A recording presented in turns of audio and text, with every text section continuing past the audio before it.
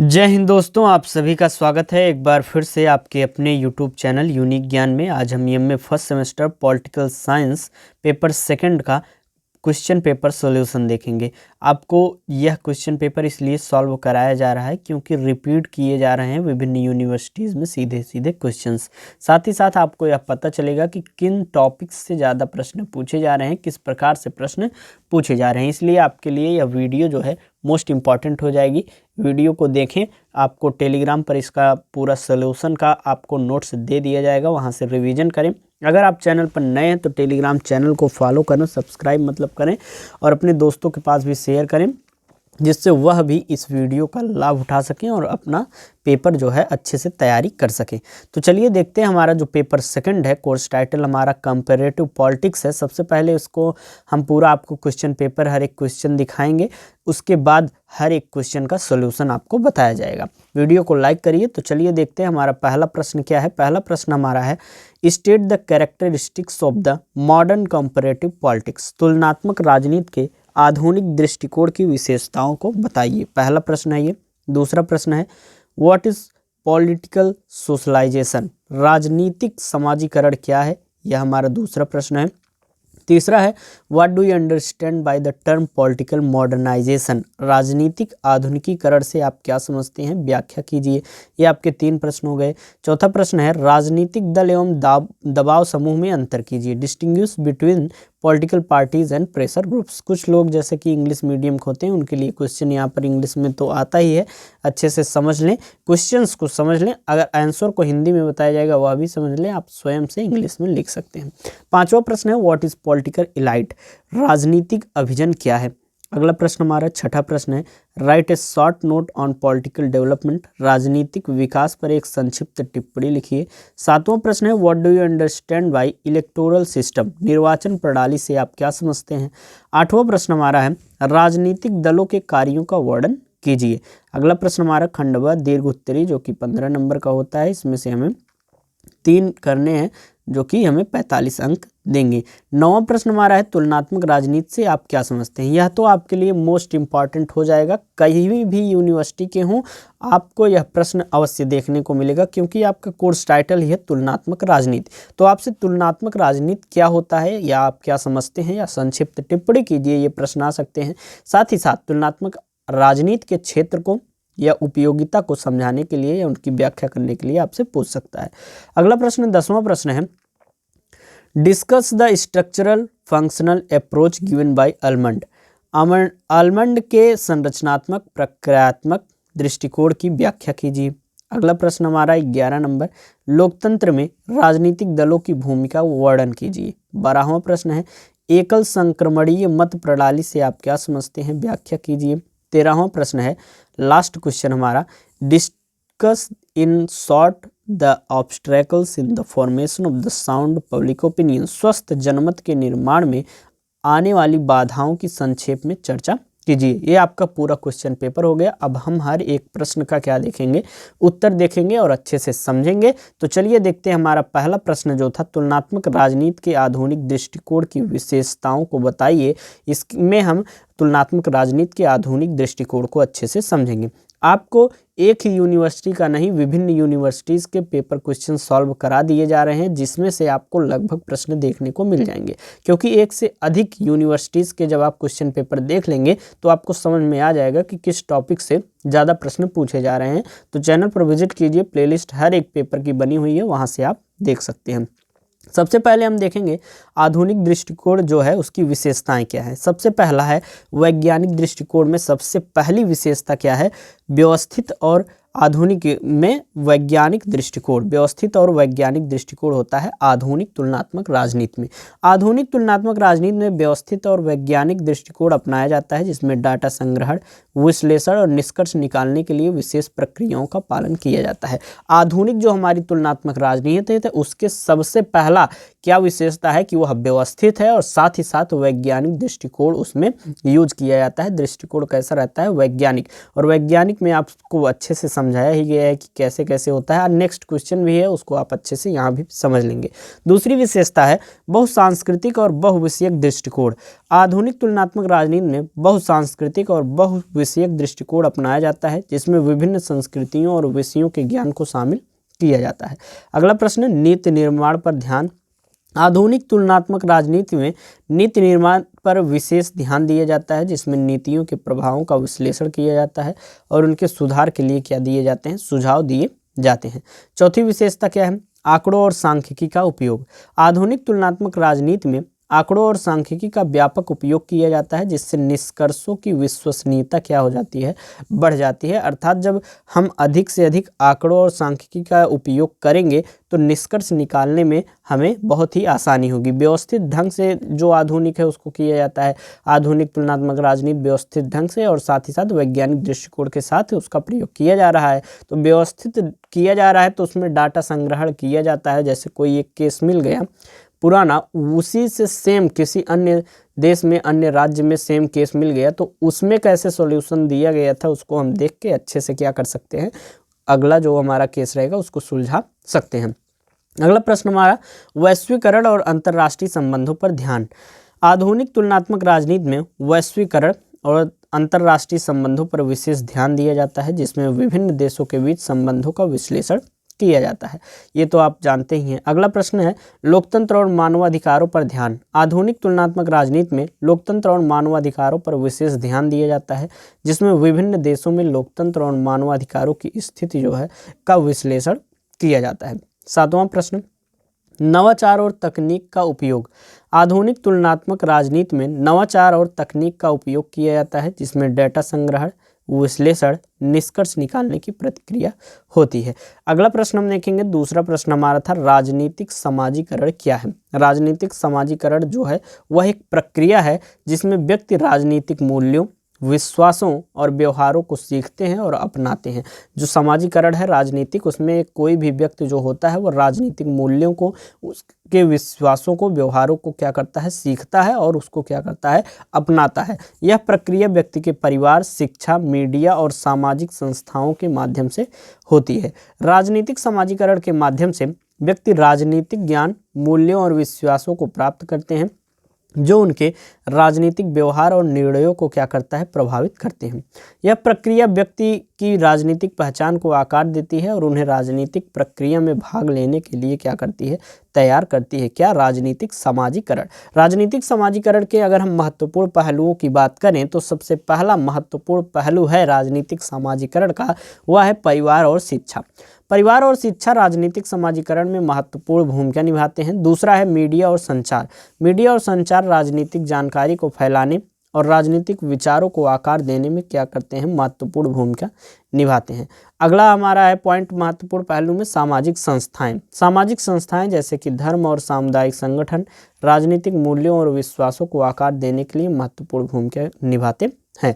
अगला प्रश्न हमारा तीसरा प्रश्न, राजनीतिक आधुनिकीकरण से आप क्या समझते हैं, व्याख्या कीजिए। तो इसको हम देखेंगे, राजनीतिक आधुनिकीकरण जो है इसका तात्पर्य क्या होता है, राजनीतिक प्रणाली में परिवर्तन और विकास की प्रक्रिया से जो समाज अधिक आधुनिक, लोकतांत्रिक और समृद्ध बनाने में मदद करती है वही क्या, राजनीतिक आधुनिकीकरण कहलाती है। अर्थात आधुनिकीकरण, मॉडर्न कैसे हो रहा है, हर एक सिस्टम में क्या हो रहा है, डेवलपमेंट हो रहा है, विकास हो रहा है, परिवर्तन हो रहा है। तो राजनीतिक जो प्रणाली है उसमें जब परिवर्तन, विकास की प्रक्रिया होती है तो वह क्या होता है, आधुनिकीकरण होता है राजनीतिक। यह प्रक्रिया विभिन्न कारकों द्वारा प्रभावित होती है, जिनमें आर्थिक विकास, शिक्षा, संचार और तकनीकी प्रगति शामिल है। राजनीतिक आधुनिकीकरण की कुछ प्रमुख विशेषताएं, पहली है लोकतंत्रीकरण। राजनीतिक प्रणाली में लोकतंत्र की वृद्धि और मजबूती, जिसमें नागरिकों की भागीदारी और मतदान के अधिकार शामिल होते हैं। दूसरा है प्रशासनिक सुधार। सरकारी प्रशासन में सुधार और आधुनिकीकरण, जिसमें पारदर्शिता, जवाबदेही और कुशलता को बढ़ावा देना शामिल है। अगला क्या है पॉइंट हमारा, आर्थिक विकास। आर्थिक विकास जो है औद्योगिकीकरण, जो राजनीतिक प्रणाली को मजबूत बनाने और नागरिकों के जीवन स्तर में सुधार करने में मदद करता है। अगला है हमारा शिक्षा और संचार। शिक्षा और संचार में सुधार जो नागरिकों को जागरूक करता है और सक्रिय बनाने में मदद करता है। इन विशेषताओं के माध्यम से राजनीतिक आधुनिकीकरण समाज को अधिक आधुनिक, लोकतांत्रिक और समृद्ध बनाने में क्या करता है, मदद करता है। अगला प्रश्न, राजनीतिक दल और दबाव समूह में क्या अंतर है? इसको इतनी बार आप पढ़ चुके होंगे यूजी में, बीए में आप इस प्रश्न को बहुत बार देख चुके होंगे। सेमेस्टर्स में, अलग अलग सेमेस्टर्स में राजनीतिक दल के विषय में पढ़ लिए होंगे, दबाव समूह के विषय में। तो राजनीतिक दल और जो दबाव समूह है दोनों ही राजनीतिक प्रणाली में महत्वपूर्ण भूमिका निभाते हैं। राजनीतिक दल की बात करें तो राजनीतिक शक्ति प्राप्त करने का उद्देश्य इसमें होता है।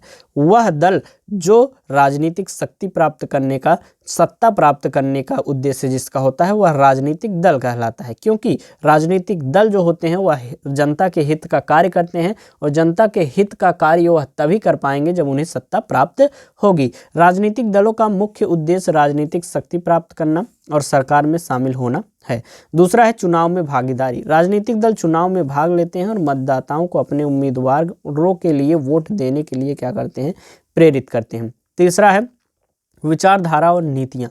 राजनीतिक दलों की अपनी विचारधारा और नीतियां होती हैं और उनके कार्यक्रमों और गतिविधियों को निर्देशित करती हैं। जैसे कि कोई भी एक राजनीतिक दल है उसमें जो विचारधारा होगी सबकी समान होगी, मतलब एक ही नियम पर वह लोग रहेंगे, एक ही उद्देश्य पर वह लोग कार्य करेंगे। जैसे बीजेपी के नियम कानून अलग होंगे, वह कुछ चीज़ों को अलग मानेंगे, कांग्रेस अलग मानेगा, सपा जो है समाजवादी पार्टी वह अलग मानेगी। तो लोगों के सिद्धांत अलग अलग होते हैं, विचारधारा और नीतियां होती हैं। लोग अपने अपने सिद्धांतों से सत्ता को प्राप्त करना चाहते हैं और सत्ता प्राप्त करके जनता के हित के कार्य करना चाहते हैं। चौथा है संगठनात्मक संरचना। राजनीतिक दलों में एक संगठनात्मक संरचना होती है जिसमें नेता, कार्यकर्ता और सदस्य शामिल होते हैं। दबाव समूह की बात करें तो विशिष्ट हितों की पूर्ति के लिए यह बने होते हैं। दबाव समूह विशिष्ट हितों की पूर्ति के लिए बनाए जाते हैं, जैसे कि श्रमिकों के अधिकार, पर्यावरण संरक्षण और महिलाओं के अधिकार। अर्थात किसी एक उद्देश्य को लेकर यह चलते हैं और जनता पर, सरकार पर दबाव डालते हैं अपने उद्देश्य को प्राप्त करने के लिए। अगला है सरकार पर दबाव डालना। दबाव समूह जो है वह सरकार पर दबाव डालते हैं ताकि वे अपने हितों के अनुसार नीतियां और कानून बनाएं। तीसरा क्या है, चुनाव में भागीदारी नहीं। दबाव समूह जो होता है वह चुनाव में भाग नहीं लेते हैं और उनका मुख्य उद्देश्य सरकार पर दबाव डालना होता है। चौथा है विशिष्ट मुद्दों पर ध्यान केंद्रित। दबाव समूह विशिष्ट मुद्दों पर ध्यान केंद्रित करते हैं और उन मुद्दों पर सरकार को प्रभावित करने का वह प्रयास करते हैं। अगला प्रश्न हम देखेंगे पांचवा, राजनीतिक अभिजन क्या होता है? राजनीतिक अभिजन से तात्पर्य है कि एक ऐसे वर्ग से है जो राजनीतिक शक्ति और प्रभाव का प्रयोग करता है। यह वर्ग जो है आमतौर पर समाज के उच्च वर्गों से आता है, जैसे कि राजनेता, अधिकारी या व्यवसायी। राजनीतिक अभिजन जो होते हैं उनकी विशेषताओं की बात करें तो सबसे पहली विशेषता है राजनीतिक शक्ति और प्रभाव। राजनीतिक अभिजन के पास राजनीतिक शक्ति और प्रभाव होता है जिसका उपयोग वे अपने हितों और विचारों को आगे बढ़ाने के लिए करते हैं। दूसरा है सामाजिक और आर्थिक प्रभाव। राजनीतिक अभिजन के पास जो है सामाजिक और आर्थिक प्रभाव भी होता है जिसका उपयोग वे अपने हितों को आगे बढ़ाने के लिए करते हैं। तीसरा है नेतृत्व और प्रतिनिधित्व।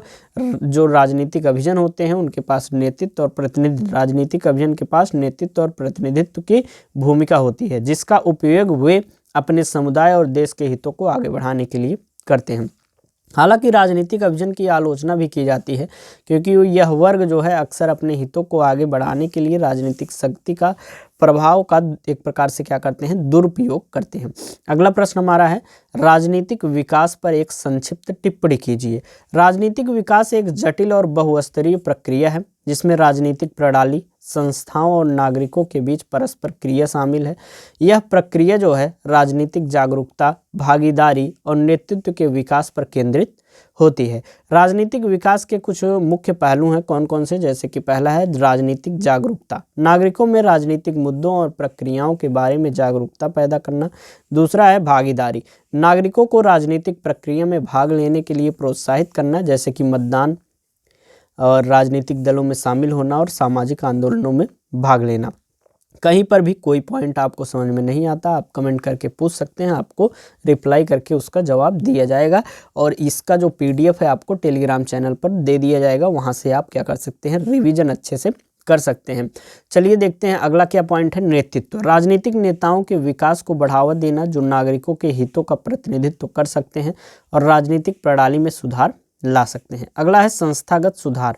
राजनीतिक संस्थाओं जैसे कि संसद, न्यायपालिका और प्रशासन में सुधार लाना ताकि वे अधिक पारदर्शी, जवाबदेह और कुशल बन सके।